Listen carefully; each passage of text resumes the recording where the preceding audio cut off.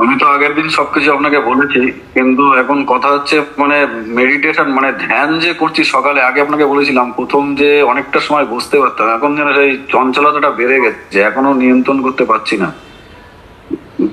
মেডিটেশনটা ঠিক মানে ঠিকভাবে করতে পারছি না, মানে চোখ বন্ধ করার পরে যেন সেই মনের মধ্যে কিছু না কিছু চলতে যাচ্ছে, স্থির করতে পারছি না মনটাকে এখনো। ওটা তো একটু খুব আগে যে এটা খুব সুন্দর একটা জায়গায় ছিল পজিশনে, কিন্তু সেটা এখন সেই অনেকটা সেই যেন আমার আমার নতুন করেই শুরু করার মতো হয়ে গেছে, যে পজিশনটা টোটালি নষ্ট হয়ে গেছে। এর জন্য আমাকে কিছু একটু বলবেন। আর আপনি যা বললেন ফ্রি হ্যান্ড যোগা ফোগা গুলো করছি মোটামুটি, যেগুলো বলেছিলেন সেগুলো করছি, কিন্তু মাইন্ড সেট আপ আছে, কিন্তু ওই আপনার একটু চঞ্চলতা ভাবটা যেন অনেক বেড়ে গেছে, এটাকে করার। আর আমার আর একটা ইচ্ছা ছিল, আমার একটু পুরাণ শাস্ত্রের থেকে একটু জ্ঞান আপনার থেকে এগুলো একটু মানে পুরাণ পাঠ করা মানে একটু ইচ্ছা আছে, মানে পুরাণটাকে পড়ার আর কি, বেদ আমাদের যেগুলো আছে বেদ গুলো পড়া যাবে, সেটা আপনার মাধ্যম দিয়ে আমি করতে চাই। আর আপনি আমাকে সেই গাইডেন্সটা করবেন, আমার ইচ্ছাটা মানে পড়ার মানে জানার, আমার যে সনাতন ধর্ম সেটাকে সঠিকভাবে জানার খুবই আমার ইচ্ছা। জানার তো শেষ নেই, আপনার থেকে আমি যতটা আমি করতে পারি, নিজেকে যতটা নিতে পারি আপনার থেকে, সেটাই আমার সৌভাগ্য হবে। তো আপনি সেটা আমাকে একটু গাইড করবেন। যাচ্ছি সহজ করে যাব পয়েন্ট বাই পয়েন্ট। ধ্যান কাকে বলে আজকে প্রত্যেকে একটু জানা উচিত, ধ্যান কাকে বলে। আমরা সবাই বলি যে ধ্যান করছি, মেডিটেট করছি, এগুলো কিন্তু প্রচলিত প্রবাদ। ধ্যান কিন্তু এরকম নয়। ধ্যান যখন হয়ে যায় তখন সেটা অনেক উন্নত স্তরে, সেটা এরকম মুখে বলা যায় না যে আমি ধ্যান করছি। তো যাই হোক, ধ্যান কি করে করবেন? মন চঞ্চল হয়েছে, সেই চঞ্চল মনকে কি করে শান্ত করবেন? আমি আগেই বলেছি আমাদের বডিতে কিন্তু শরীরে 49 প্রকারের বায়ু আছে। হ্যাঁ, মুখ্য বায়ু অগ্নিপুরাণ সিদ্ধান্ত অনুসারে আপনি যে পুরাণ পড়বেন, অষ্টাদশ পুরাণ আদি থেকে আরও উপপুরাণ আদি অনেক কিছুই আছে।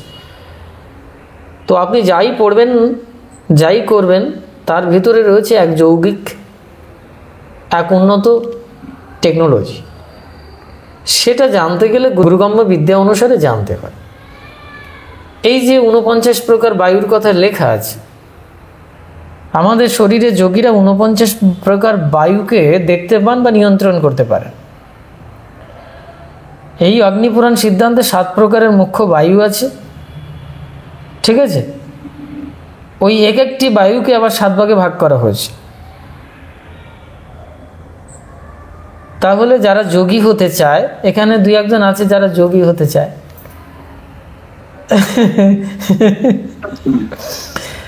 তো তারা হেসে দেবে কথাটা শুনলে, হেসেও দিচ্ছে, কিছু করার নেই। তো যখন বলে যোগী হতে চাই মহারাজ, কিন্তু যখন বলছি শরীরের তপ করো, শরীরের সাধন করো, শরীর তত্ত্ব জানো, মানে তন তত্ত্ব জানো, তন মানে শরীর, আর ত্র মানে 3 তন্ত্রতত্ত্ব। যিনি তন্ত্রতত্ত্ব শরীর তত্ত্ব জানেন না, তিনি যোগ তত্ত্ব কী করে জানবেন, যুক্ত হবেন কি করে? মানে তন্ত্র এবং যোগ ইহা আগম এবং নিগম, যেমন পারস্পরিক একে অপরের সাথে সম্পৃক্ত, সঙ্গে যোগ তন্ত্র আদি যা কিছু আছে একে অপরের সাথে সম্পৃক্ত। এই জন্যে যোগ সাধন যারা করবেন তাদের এটা জানতে হবে যে বডিতে 49 প্রকারের বায়ু আছে, মুখ্য 7 বায়ু, এক একটি বায়ুকে 7 ভাগে ভাগ করা হয়েছে। এগুলো মুখস্থ করলে চলবে না, এগুলো জানতে হবে সাধনার দ্বারা। তো এই সাথে সাথে 49 এবার এই 49 প্রকার বায়ুর পাতঞ্জল দর্শন বা অন্যান্য সরোদয় শাস্ত্র অনুসারে মুখ্য বায়ু হচ্ছে 10টি।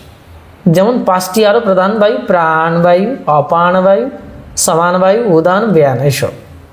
তো প্রাণবায়ু আমাদের হৃদদেশে থাকে। তাহলে যারা যোগী হতে চায় তাদের প্রাণবায়ু সম্পর্কে জানতে হবে, অর্থাৎ শ্বাসবায়ু সম্পর্কে জানতে হবে, অর্থাৎ এই 24 তত্ত্বের বা 25 তত্ত্বের শরীর, 18 মাকামের শরীর বা 18 বস্তুর শরীর জানতে হবে। সূক্ষ্ম লিঙ্গের শরীর এটা জানতে হবে। তা না হলে পরমেশ্বর শিবতত্ত্ব সূক্ষ্ম লিঙ্গম সূক্ষ্ম লিঙ্গম তসমিন আবির্ভূল লিঙ্গে মহাবিষ্ণুর জগৎপতি, শক্তিমান পুরুষ সোহয়ম লিঙ্গ রূপী মহেশ্বর। ভগবান শিবশঙ্কর লিঙ্গের রূপে রয়েছেন শক্তিমান পুরুষ, যার থেকে মহাবিষ্ণুর জন্ম হয়েছে, অর্থাৎ আবির্ভূত হয়েছেন তিনি। তাহলে সেই স্বয়ম্ভু লিঙ্গম কি? এসবই পৌরাণিক গল্প, কিন্তু এর ভেতরে হচ্ছে উন্নত এক টেকনোলজি।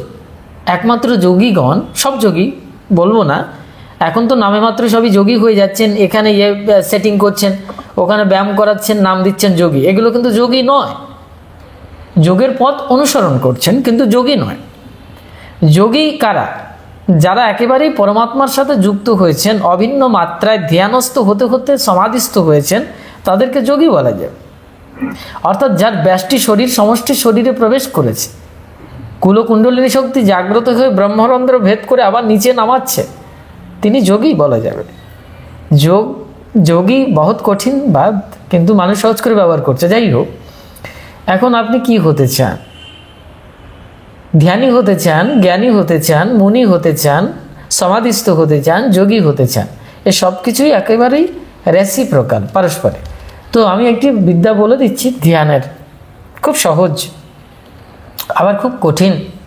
যাদের ঈশ্বরের প্রতি মন নিবিষ্ট হচ্ছে না, সাংসারিক কাজে মন চঞ্চল হয়ে উঠছে, বা যে কোনো জিনিসের দ্বারা শান্তি পাচ্ছেন না, তখন কি করবেন? এটার কারণ হচ্ছে, কেন বায়ুর কথা বলেছিলাম, এই যে 10 প্রকার বা 49 প্রকারের বায়ু, এটা চঞ্চল থাকে। এটা যখনই চঞ্চল হয়ে যায়, অর্থাৎ মুখ্য বায়ু হিসেবে প্রাণ তখন চঞ্চল হয়ে যায়। প্রাণ বায়ু চঞ্চল, এই জন্য প্রাণ চঞ্চল, আর প্রাণ বা চিত্ত বা মন চঞ্চল। ক্লিয়ার মিঠুনবাবু? অঙ্কের মতো সূত্র। আপনারা সায়েন্সের পড়াশুনো করেছেন, এটা আমি সায়েন্সের স্টুডেন্টদেরকে ভীষণ পছন্দ করি। আমাদের তনুশ্রীর দুর্ভাগ্য, কি বলবো, ও একটু মেডিকেল ডিপার্টমেন্টে নিয়ে পড়াশোনা করছে বটে, কিন্তু মস্তিষ্কে যেটা আছে বের করে ফেলতে হবে। যদি সত্যি সত্যি কেউ কিছু জানতে চায়, আমার কাছে ভগবানের গুরুদেবের কৃপা থেকে, আমার কোনো জ্ঞান নেই, কিন্তু ভগবানের এমন, সদ্গুরু ভগবানের এত কৃপা ভাণ্ডার আছে, শুধু ক্লিক করতে হবে। একটা খাদ্য এখানে সামনে দিয়ে দিতে হবে, খেয়ে নেবে চট করে, ওই খাদ্যের পিণ্ডি চটকে ছেড়ে দিতে পারে। ধরুন আমি মেডিকেল পড়াশোনা করিনি, আমি ফিজিক্সে পড়েছি। ধরুন আমি ফিজিক্স পড়িনি, আমি বায়োলজি পড়েছি। বায়োলজি পড়িনি, আমি রসায়ন পড়েছি। তাহলে আমি ওগুলো জানবো কি করে? ধরুন আপনি রসায়নের সাবজেক্ট নিয়ে পড়াশোনা করেছেন, আমি পড়িনি, তাহলে আপনি আমার কাছে এসে রসায়ন জানবেন কি করে? আমি কি করে শিক্ষা দিতে পারি? এই বিদ্যাটা আমার নেই, কিন্তু আমার গুরুদেবের কৃপা ভাণ্ডার আছে। সেখান থেকে আমি রসায়ন বিজ্ঞানের উপরে যারা থিসিস করেন, পিএইচডি করেন, এইসব ফিলসফি নিয়ে যারা পড়াশোনা করছেন, তারা আমার কাছে আসলে নিশ্চিত এমন এমন টপিক বলে দেবো, এমন এমন কিছু জিনিস ধরে দেবো যে ওর পিএইচডি তো মারাত্মক জায়গায় চলে যাবে, বিজ্ঞানী হয়ে যাবে। বিষয়বস্তু হচ্ছে এটা। এই জন্য তনুশ্রী এখানে দিতে মেডিকেল ডিপার্টমেন্টে, যে ডিপার্টমেন্টে থাকো, এখানে হচ্ছে শরীরতত্ত্বের কাজ। শরীরতত্ত্বের আলোচনা শুনলে যোগতত্ত্বের কাজ হয়ে যাবে। আমি যা বলবো সবই ওই ঘুরে ঘুরে ওই সবই যোগের কাজ। তো ফলে মানুষের সেন্টিমেন্টটা আজকাল সংকীর্ণ হয়ে গেছে, তো বুঝতে পারে না। তো সেই জন্য এই 49 প্রকার বায়ু, এই যে আমাদের প্রাণ মন যা কিছু চঞ্চল করে দিচ্ছে, অর্থাৎ ম্যাথমেটিক্যালি দেখা যাচ্ছে যে প্রাণবায়ুকে শান্ত করতে হবে। তো প্রাণবায়ু তো শান্ত করবো কি করে? প্রাণবায়ু তো শান্ত নয়। হ্যাঁ, যেমন জয়ন্তী মায়ের বলছে, আমার কোনো প্রশ্ন নেই, আমি শান্ত আছি, কিন্তু মন চঞ্চল। চিত্তদের শান্ত নয়, তরঙ্গায়িত হচ্ছে। ক্লিয়ার? বহু মানুষ আছে, যেমন আমাদের উত্তমবাবু এখানে দেখুন, উনি হচ্ছে জঙ্গিপুরের মানুষ, জঙ্গি কিন্তু, ঠিক আছে। উত্তমবাবু শান্ত হয়ে বসে রয়েছে, ভক্ত মানুষ, কিন্তু উনি ভাবছে আমি বোধহয় শান্ত আছি, কিন্তু না, ভেতরের অনেক অশান্ত ভাব আছে। একটি শব্দ বিন্যাসের দ্বারা আমার কাছে পরিষ্কার হয়ে যাবে। আমি তার যদি ব্যাখ্যা করে বলে দিই, প্র্যাকটিক্যালি বলবো, আমি বানোয়াট কথা বলবো না, ধরিয়ে দেবো। তখন প্রমাণ হবে যে হ্যাঁ, উত্তমবাবু তখন বলবে হ্যাঁ মহারাজ আমি চঞ্চল। তাহলে কি করে বুঝবো চঞ্চল আর কি শান্ত? শান্ত অবস্থা আনতে গেলে তার এই প্রাণবায়ুকে শান্ত করতে হয়। আর এই প্রাণবায়ুকে শান্ত করতে গেলে প্রাণায়াম, অর্থাৎ প্রাণায়াম, প্রাণের কাজ করতে শিখতে হবে, অর্থাৎ শ্বাসবায়ুর কাজ করা শিখতে হবে। শ্বাসবায়ু যত নিয়ন্ত্রণে আসবে তত চিত্ত, মন এবং প্রাণ শান্ত হতে শুরু করবে। আর যখন প্রাণ, মন, চিত্ত শান্ত হয়ে যায় তখন অটোমেটিক্যালি সেখানে জ্ঞান তথা শিবনেত্র তথা পরম ব্রহ্মের তথা ভগবত সত্তার, ভগবানের প্রকাশ বা পরমাত্মার প্রকাশ ঘটতে শুরু করে। যে যত বেশি চিত্তকে শান্ত করেছে তার ভেতরে ঈশ্বরের প্রকাশ তত বেশি। ক্লিয়ার মিঠুন বাবু? কি পুড়ে গেল এসব মাথার থেকে হঠাতে হবে। ওসব তো আপনার কাছে আসার পরে সব হাঁটিয়ে দিয়েছি, যা হবে আপনার কৃপাতেই হবে। আমার ঠিক আছে। তো যাই হোক, এখন বক্তব্য হচ্ছে যে মাথার থেকে যে পৌরাণিক মোড়ক এটা হটিয়ে দিতে হবে। চলে যেতে হবে যোগের গভীরতম অন্তর্দেশে। এখানেই পাওয়া যাবে শাস্ত্রের নিগূঢ় রহস্য, ধ্যান রহস্য, জীবনের পরমাত্মিক রহস্য। এই জন্যে ধ্যানের একটি প্রক্রিয়া বলে দিচ্ছি। ধ্যানের প্রক্রিয়াটা হচ্ছে, যাদের একান্তই মন শান্ত হচ্ছে না, প্রাণবায়ুর কাজ করতে পারছে না, তো তাহলে তাকে সন্ধ্যের সময় বা রাত্রিতে ঘুমানোর আগে বা সকালবেলায় প্রাতঃমুহূর্তে সমস্ত বাহ্যক্রিয়াদি করে বসে যাওয়া একটি জায়গায়, বসে গিয়ে ঘরটি কিন্তু শান্ত হতে হবে। যেখানে আপনারা জপ, তপ, ধ্যান যাই করুন না কেন, বিশেষ করে আধ্যাত্মিক জগতের কাজ, তাহলে ওটা কোনো খোলা স্থানে হলে চলবে না।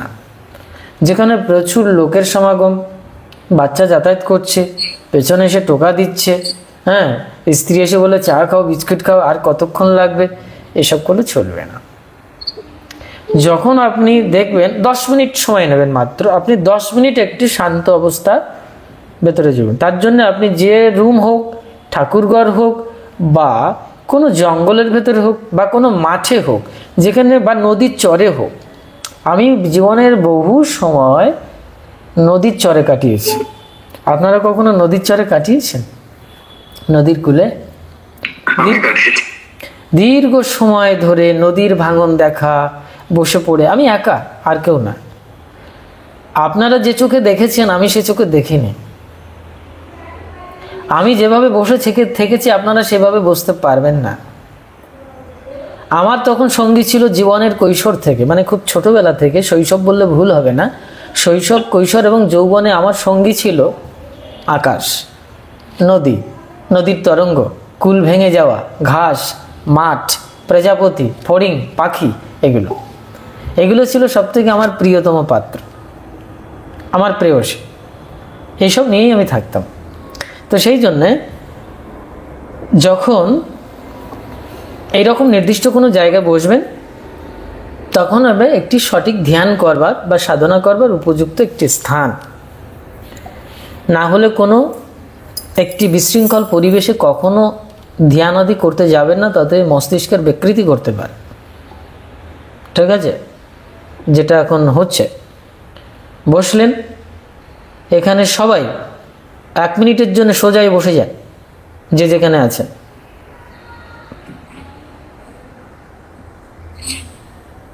বসেছেন, নির্দিষ্ট আসনে বসে যান, সোজা হয়ে মেরুদণ্ড সোজা করে একটি আসনে বসে যান। যারা চেয়ারে বসে আছেন চেয়ারে বসে থাকতে পারেন, যারা খাটের উপরে আছেন খাটিয়ার উপরে বসে থাকতে পারেন, সোজাই বসুন। হ্যাঁ, সোজা হয়ে বসুন। সোজা হয়ে বসে কিচ্ছু না, হাত দুটো হাঁটুর উপরে রাখুন, কবজি হাঁটুর উপরে থাকবে। আর এটাকে জ্ঞান মুদ্রা বা ধ্যান মুদ্রা বলা হয়।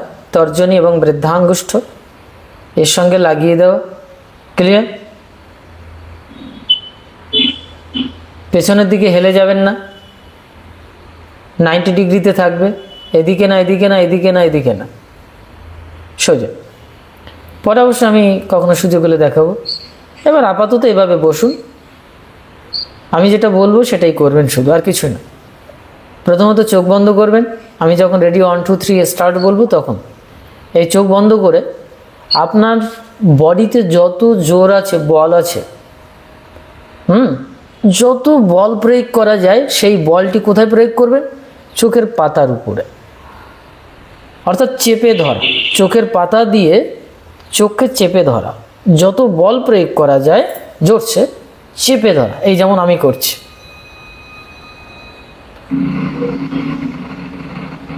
এখন না, এখন না, আমি বলার পরে ভুল হয়ে যাবে, ক্ষতি হয়ে যাবে। আমার একটু সময় লাগছে, আমি চাপ দিয়েছি তো, আমি হারিয়ে যাচ্ছিলাম। এখান থেকে দুম করে এইটা ভুল হচ্ছে, আমি বলার পরে করতে হবে।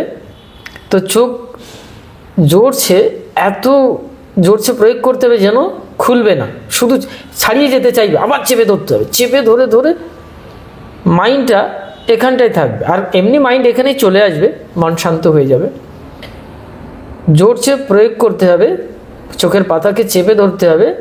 এটা আমি যখন বলবো খুলবেন, এবার খুলুন বলার সঙ্গে সঙ্গে তখন কি করবেন জানেন, একবারে খুলবেন না, অ্যাক্সিডেন্ট হয়ে যাবে। কিন্তু এটা কিন্তু মস্তিষ্কের নার্ভের উপরে চাপ পড়ে, চোখের নার্ভের উপরে চাপ পড়ে, একবারে খুলতে যাবেন না।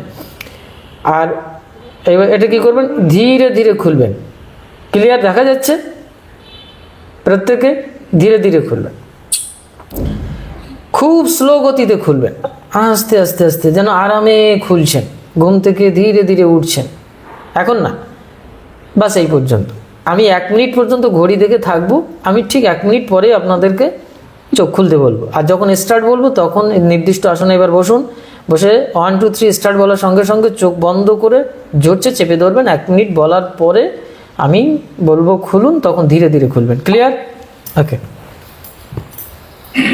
সোজাই বসে যান। রেডি? 1 2 3 স্টার্ট।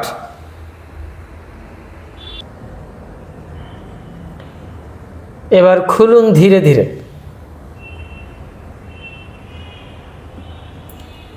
ধীরেছে চোখ খুলুন। ওকে, মিঠুন বাবু রিয়াকশন? চোখটা যখন বন্ধ করছি তো দমটাও তো বন্ধ করে রাখতে হচ্ছে, নাহলে তো চোখের প্রেশারটা থাকছে না। 1 মিনিট আগে দম বন্ধ করে রেখেছিলাম, শ্বাসটা কি চলতেই থাকবে সঙ্গে? হ্যাঁ, ওটা বলা হয়নি, শ্বাসটা স্বাভাবিক থাকবে, কিন্তু ওটা শ্বাস বন্ধ হয়ে যাওয়ার উপক্রম হয়, যারা ক্ষমতা রাখেন তারা বন্ধ রাখতে পারে। কিন্তু চোখের উপরে যখন প্রেসার করছি তো দমটাও মোটামুটি আটকে থাকছে, আমি 1 মিনিট বন্ধই করে রেখেছি দমটাকে। তারপর এখন একটু রিল্যাক্সেশন লাগছে, মানে না, যখন বন্ধ করলেন চোখ, যে 1 মিনিট যাবত যে অবস্থাটা আপনি ছিলেন, তখন আপনি কোথায় ছিলেন? হ্যাঁ, জগৎ কোথায় ছিল? মন কোথায় ছিল? অন্য কোনো চিত্র, স্বপ্ন কিছু দেখছিলেন? এইখানটায় করছিলাম, কিন্তু লাগছে। আপনার কাছে তখন আর বাইরের জগৎ কিছু ছিল? হারাচ্ছিল তো? হ্যাঁ। তখন বাইরের কিছু ছিল না।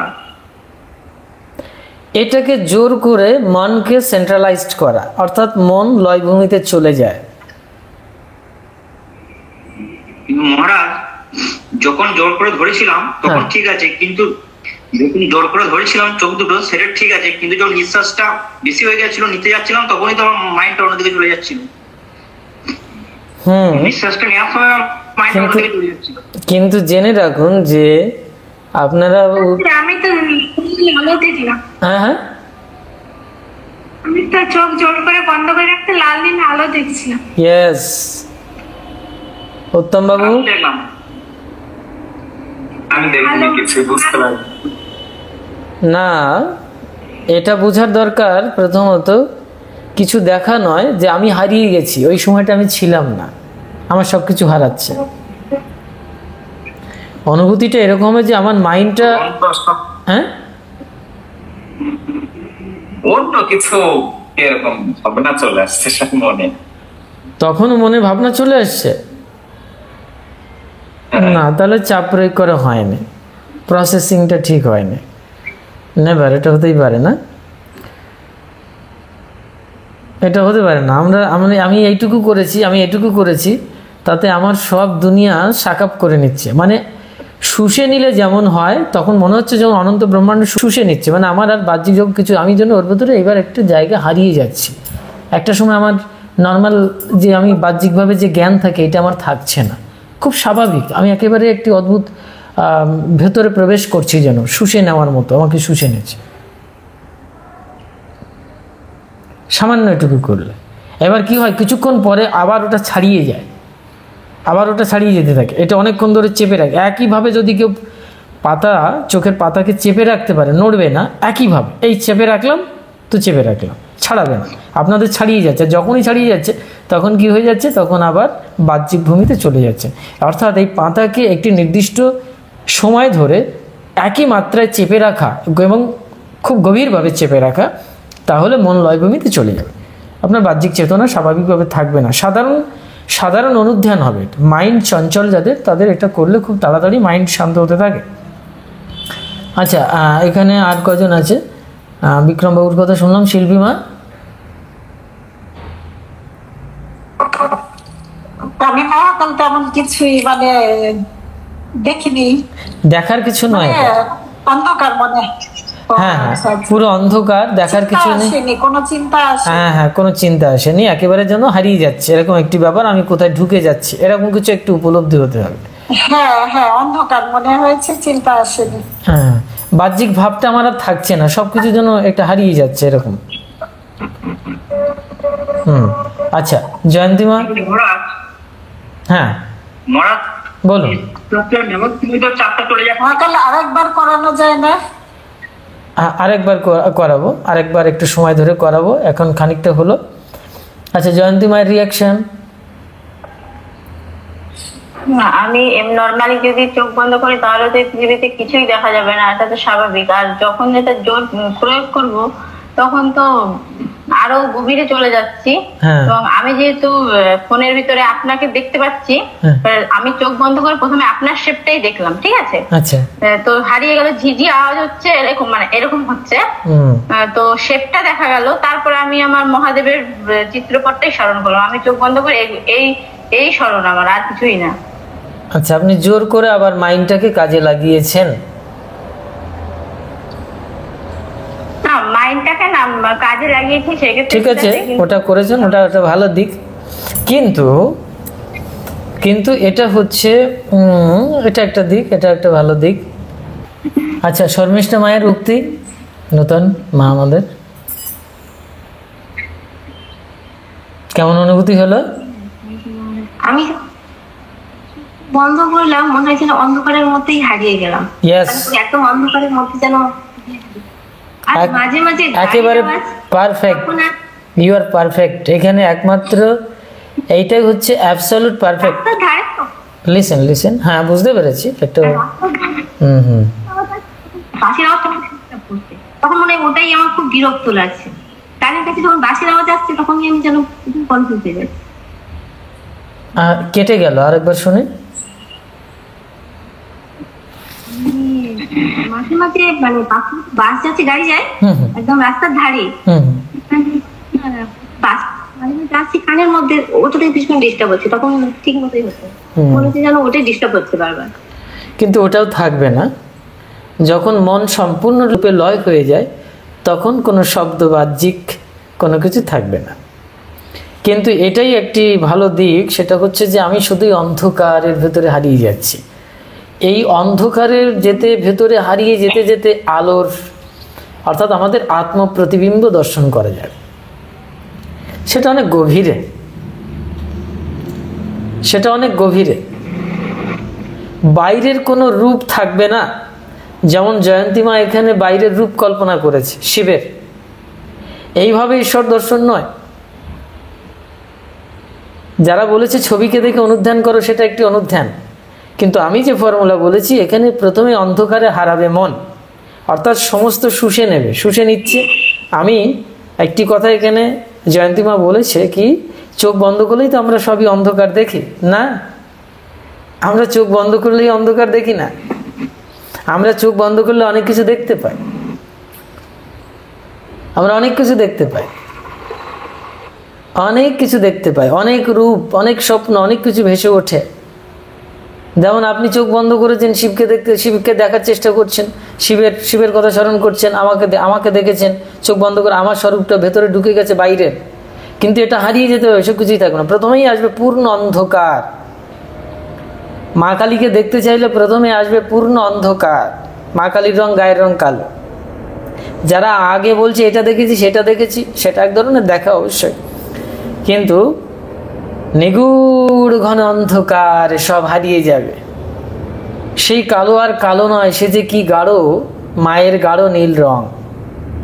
হারিয়ে যেতে যেতে যেতে যেতে যেতে যেতে কিছুই আর থাকছে না। হঠাৎ করে সেখানে গিয়ে এক অদ্ভুত জিনিস দেখবে, আলোর ঝলক, আরো অনেক কিছু, আত্মপ্রতিবিম্ব, সেগুলো অনেক কঠিন সাধনার বিষয়।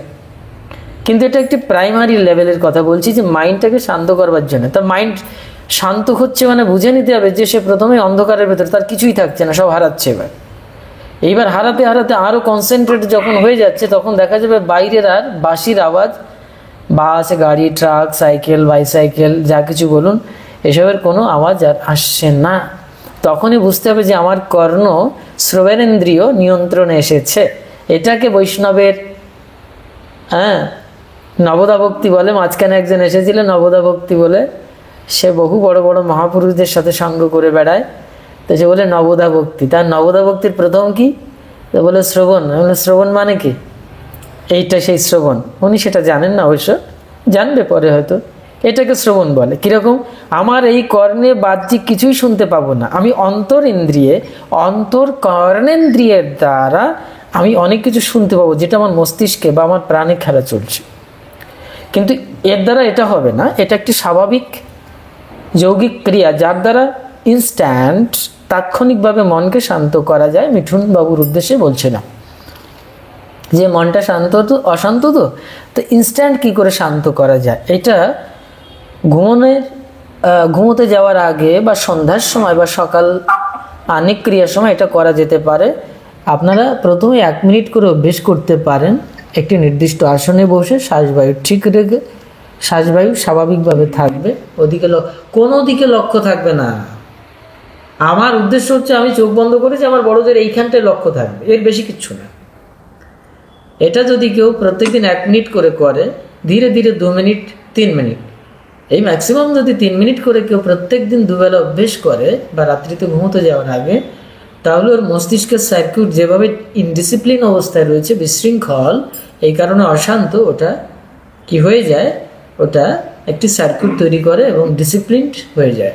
ফলে তখন আমাদের অটোমেটিক নিউরন কোষের উপর একটি ভালো প্রভাব পড়তে শুরু করে, নিয়ন্ত্রণে থাকে। পাশাপাশি যখন প্রাণায়াম কেউ করে, তখন তার মস্তিষ্কের ধীশক্তি বৃদ্ধি পায়, অর্থাৎ আত্মশক্তি বা আধ্যাত্মিক শক্তি বৃদ্ধি পেতে শুরু করে। এটা একটি নর্মাল একটি ক্রিয়া বললাম, ঠিক আছে? কিন্তু এই নর্মাল ক্রিয়াটি, হ্যাঁ, প্রাণায়াম গুলো একটু আমাকে শেখাবেন, ওটা আমার দরকার।